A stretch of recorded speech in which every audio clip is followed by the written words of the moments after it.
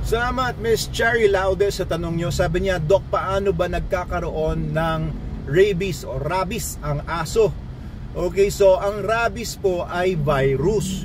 Ito po ay nagre-replicate sa mga cells ng nerves, mga nerve cells ng mga warm-blooded animals. So, ano lang yan, palipat-lipat lang po sa mga hayop yan. Hindi masyado tumatagal yan sa labas ng host, sa labas ng mga hayop. Kaya, kailangan nung rabies virus ma-transfer sa ibang hayop para sila ay magpatuloy sa kanilang buhay, para patuloy silang mag-survive sa isang community, sa isang bansa, kagaya ng Pilipinas or sa isang lugar.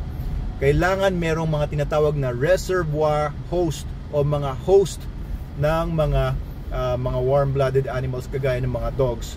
So dito sa Pilipinas, no, usually ang host lang naman ng rabies ay mga dogs. Mostly dogs, no, more than 90% ng mga animals na may rabies sa Pilipinas, dogs. A few percentage ay mga cats, and meron din ilan-ilan sa tao, di ba? 200 to 300 people die of rabies every year. So yan yung mga tinatawag na mga hosts or reservoir host. Hindi po nakakuha ang rabies sa basura kagaya ng iniisip ng iba. Kasi yung rabies, pag napunta sa basura yan, maaring nalawayan nung asong may rabies yung basura, maaring may rabies yun for some hours, no? Maybe one day or a couple of days. Pero hindi magtatagal yan kasi ang rabies ay mabilis na mamatay sa init, mabilis na mamatay sa mga disinfectants and sa sunlight. So, kailangan yan ng host na animal or tao. Ngayon, ito po, no, ang tanong po kasi ng iba, saan ba nanggaling talaga yung rabies na yan? So, may mga nagsasabi na mga na-trace nila daw yung rabies virus DNA, yung kanilang pinanggalingan sa mga bats, sa paniki. Pero usually, no, ang mga bats kasi ang mga bats, thousands of species ang mga bats, and ang mga nangangagat sa mga hayop at tao ng mga bats ay yung mga tinatawag na mga vampire bats. Nakikita yan sa North America at ibang bansa. Dito sa Pilipinas po wala tayong vampire bats, kaya hindi kayo kailangan matakot sa mga paniking nagliliparan dyan. Kahit yung malalaking mga paniki dun sa Subic, sa Zambales, ang lalaki nun, pero hindi po sila usually nangangagat ng mga tao, kaya hindi naman sila matatawag na significant reservoir host or host ng mga rabies virus. Ngayon ito, no, papaano nailipat yung rabies virus from bats papunta sa mga aso? Hindi natin alam, wala pong nakakaalam na tiyak niyan. Pero definitely, ang sinasabi nila ay galing sa bats yung rabies virus. Ang mga bats na siguro nangangagat sa mga tao or sa mga animals. Maraming mga viruses na meron ang mga paniki na tinutukoy nila na sila yung naging reservoir host para sa maraming mga sakit naman sa tao. Isa na din doon yung Ebola, isa na din doon yung COVID-19 virus. So maraming mga viruses na nasa mga paniki na kapag ka ito ay nag-mutate, mailipat sa ibang animals, malipat na naman sa ibang animals, nag-mutate yung virus at napupunta, nagiging problema sa ating mga tao. So yung rabies, tinutukoy nila or sinasabi nila na ganon nga, pero meron din mga nagsasabi na wala daw ebidensya ito.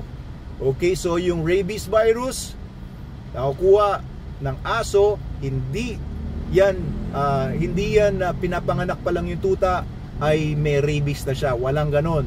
Hindi po naililipat yung rabies virus ng nanay papunta sa mga puppies unless didilaan na nila yung puppy, magkakaroon ng virus na yung tuta, no, pagkapanganak. Pero hindi siya usually intraplacental or yung mapupunta mula doon sa sinapupunan sa nanay papunta sa mga puppies. Kaya yung mga tuta po, hindi po yan nakakakuhanan ng rabies unless sila ay nakakasalumuhan ng mga ibang aso na may rabies at mapunta sa kanila yung rabies. Kaya ang pinaka-importante, bakunahan po yung mga aso ninyo para hindi sila matablan ng rabies. Pati mga pusa, kasi mga pusa ay host din ng rabies. Okay, so yun po yung paraan para makakuha ang aso or pusa ng rabies. Pwede rin mailipat mula sa laway ng ibang aso na may rabies papunta sa aso ninyo sa pamamagitan ng pagdila nila, kasi ano yan nagpe-penetrate din sa mucous membranes, and yung bibig ay mucous membranes yung nasa loob niyan. Pag nagdilaan sila, napunta yung rabies virus sa laway noong asong may rabies papunta dun sa aso ninyo, may lilipat na ngayon yan, papasok na ngayon sa aso ninyo.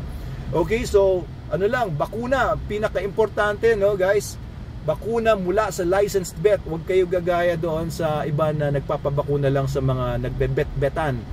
Okay, yung mga mga breeder na veterinarian daw sila, pero hindi naman, pero ginagawa nila ay illegal. Yung pagbabakuna kasi ng hindi licensed vet or hindi supervised ng licensed vet ay hindi legal. Labag sa batas po yun.